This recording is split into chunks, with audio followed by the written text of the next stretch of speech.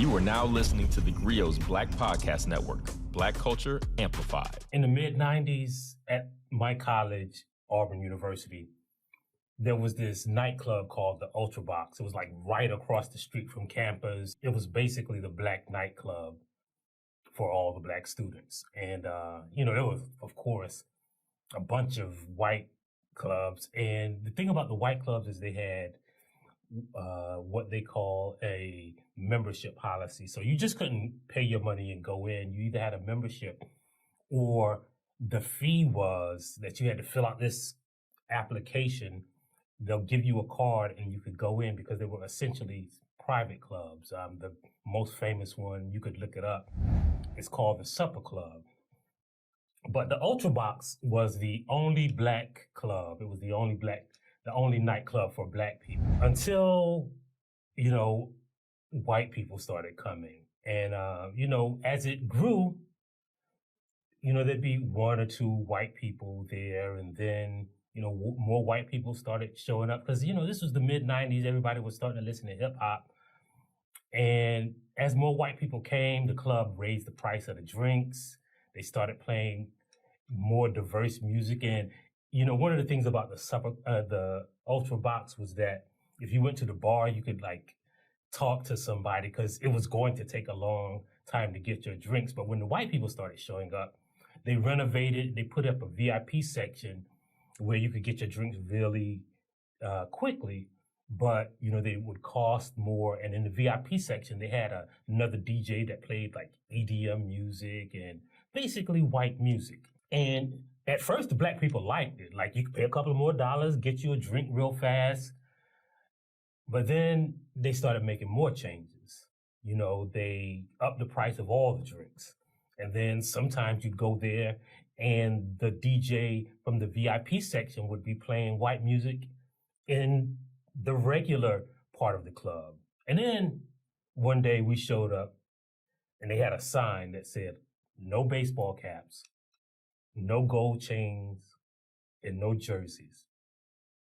And just like that, the Ultra Box had been gentrified. Yep, the Ultra Box was white.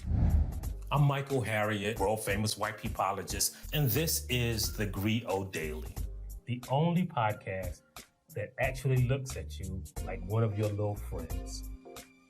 And today we're going to talk about gentrification.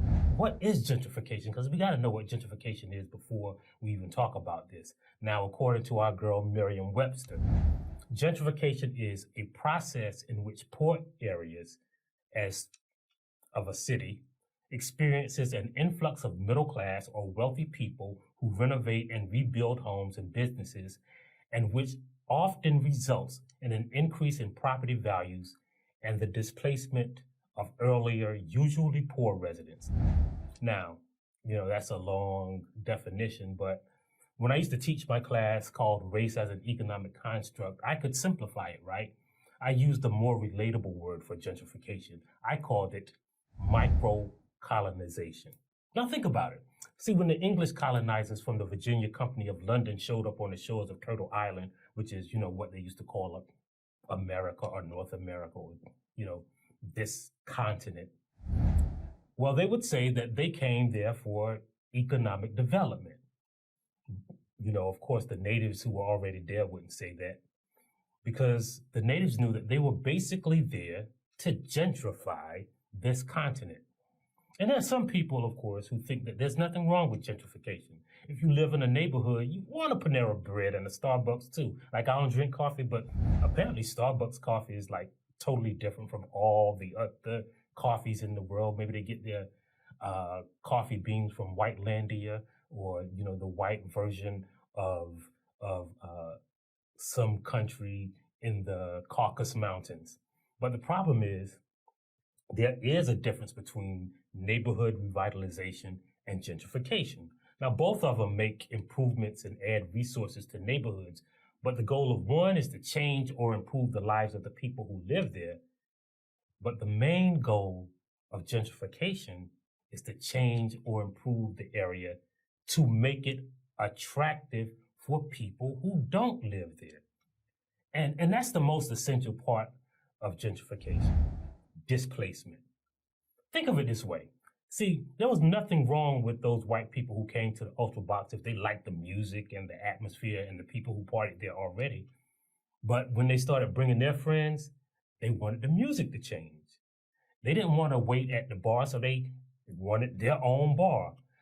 They wanted to go to a black club, but they didn't like the stuff that made the Ultra Box a black club. So they erased the stuff that made them uncomfortable because of their whiteness, because of their privilege, because they were used to the supper club. They were used to all the white clubs.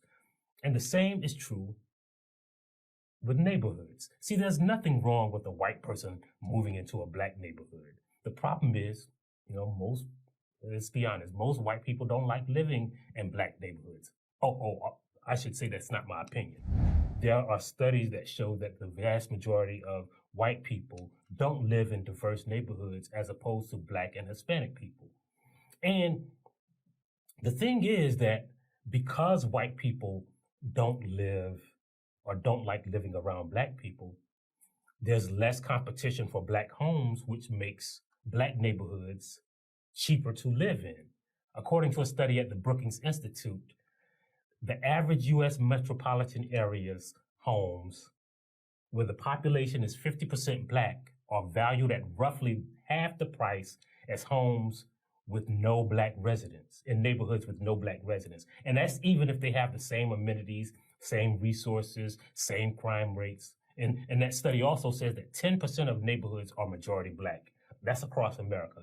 And they are home to 41% of the black population who live in metro areas. And 37% of the U.S. black population lives in black neighborhoods. So as you can see, like when we talk about black neighborhoods, we're talking about a lot of black people.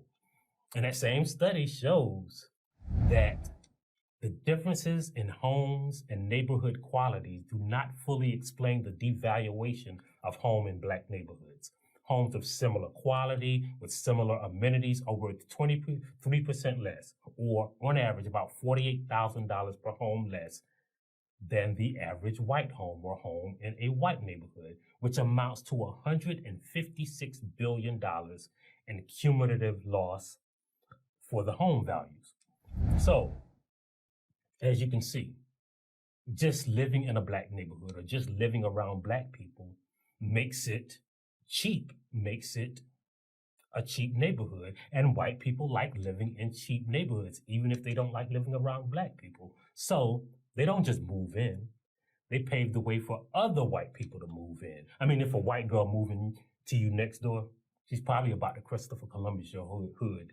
So we're going to talk about the ways that you can tell if your neighborhood is being gentrified, right? First, the biggest thing is watch what you eat. See, the changing food landscape is the easiest way to tell when white people are coming.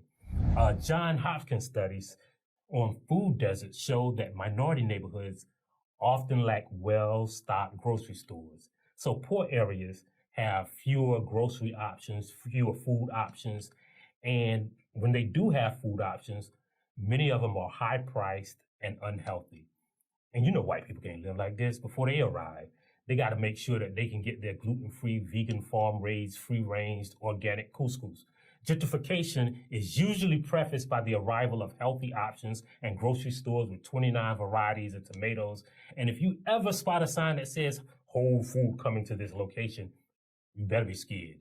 In the unabridged gentrification thesaurus, Whole Foods is a universal synonym for white people. Every time they ring up a pomegranate and spicy pumpkin seed quinoa salad, a white person hears the gentrification bat signal. And the second way you can tell that white people are about to move in is you're probably going to get a rent notice. Like Brooklyn is the perfect example of how gentrification increases rent and pushes out lower and middle income minority families. As Brooklyn became the mecca for New York hipsters, the area became younger, whiter, and more affluent. A report by the New York University Furman Center says that the decrease in black population affected Brooklyn in a number of ways, right? As the number of people with college degrees increased, so did the rent. And since 2000, the rent in the Brooklyn neighborhood of Williamsburg and Greenpoint has increased 79%. So when you can't afford to live there, that means white people are coming. And the third way is Black-owned businesses start to disappear. See, remember that thing I said about Starbucks?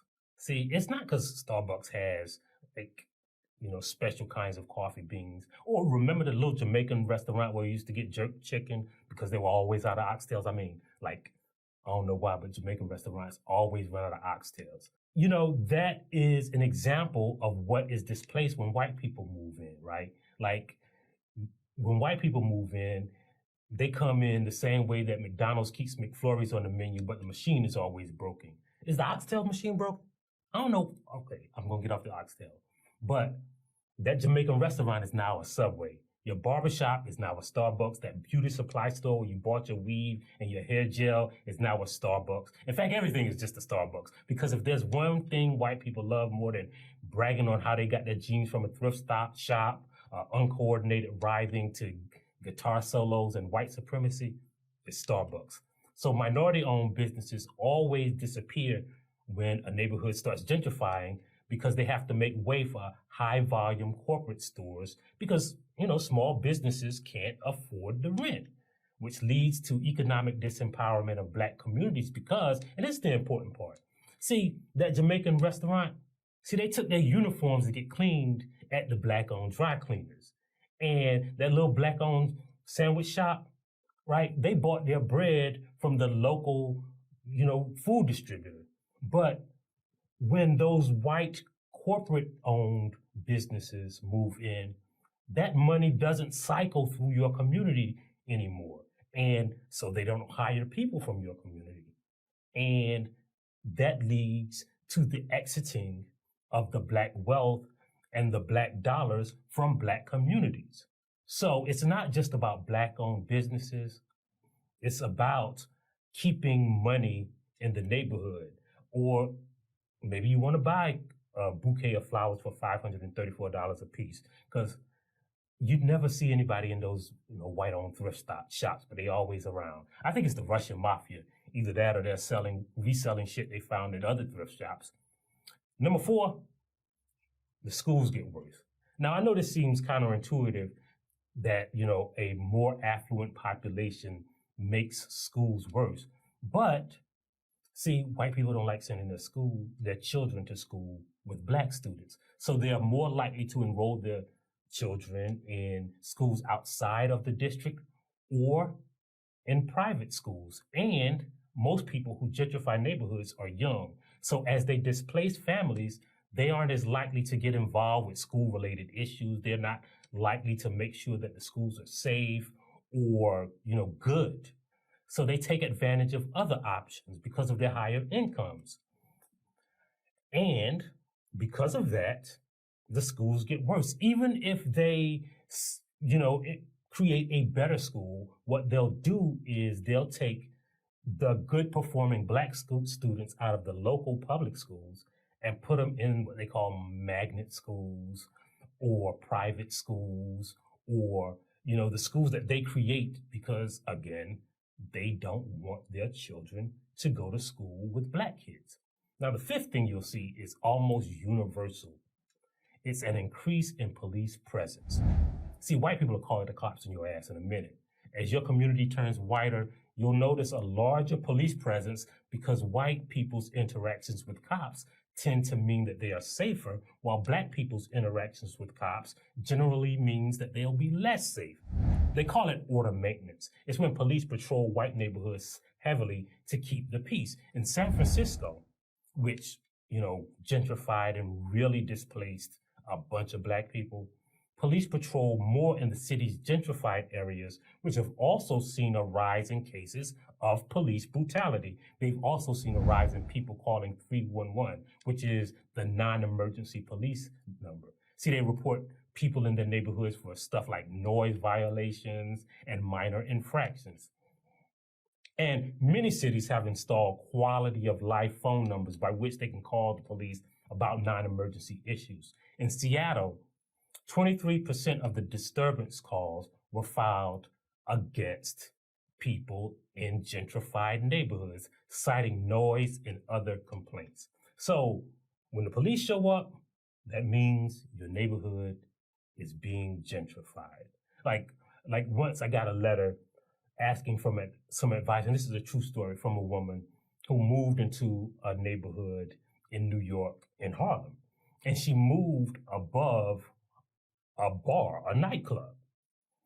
And her letter was how to ask if they could keep the music down without, being or seeming like a gentrifier. And I told her, wait, you moved into a place that existed and that had a whole ecosystem, a whole economic ecosystem before you moved there. And you said, yeah, but I know it was a nightclub when I moved in, but every business around me should stop what they're doing to cater to my comfort. That's the difference between improving a neighborhood and gentrifying it. You want the whole population of that neighborhood to cater to your privilege. And the final indication that your neighborhood is being gentrified is white people shit. I mean, for real, there's no other way to describe it. If a basketball court is replaced by a dog park, that's white people shit. When was the last time a dog got a college scholarship or played his way out of a rough neighborhood? But if you bring up Bud Air, we might have to fight because he went straight to the pros. Plus, he was a terrible rebounder and his three-point jump shot was trash. But if your neighbor knocks on your door and asks if you don't mind keeping it down between the hours of 3 p.m. and 1 a.m. because that's when she's meditating and doing yoga, that's white people shit. If you notice your corner store stopped selling Black & Milds and 40s, but suddenly has SPF 201 sunscreen and a microbrewery with IPAs, that's white people shit. If no one shows up at the Black Lives Matter march, but some white lady in Birkenstocks stops you in front of the Whole Foods to ask if you'll sign a petition to erase the neighborhood mural of Tupac and Biggie because their misogynistic lyrics might trigger someone and she wants the neighborhood to be a safe space, that's white people shit. And the cops are somewhere near. And it's too late to stop the white people from coming anyway. So all you can do is, download the theGrio app, subscribe on your favorite podcast platform or on YouTube, and tell a friend. And we'll leave you today with that famous saying that has been uttered in every Black neighborhood just before it was gentrified. Hey, I think there's some white people outside. See you next time on theGrio Daily. Thank you for listening to theGrio Daily. If you liked what you heard, please give us a 5-star review, download the theGrio app, subscribe to the show, and share it with everyone you know. Please email all questions, suggestions, and compliments to podcasts@thegrio.com.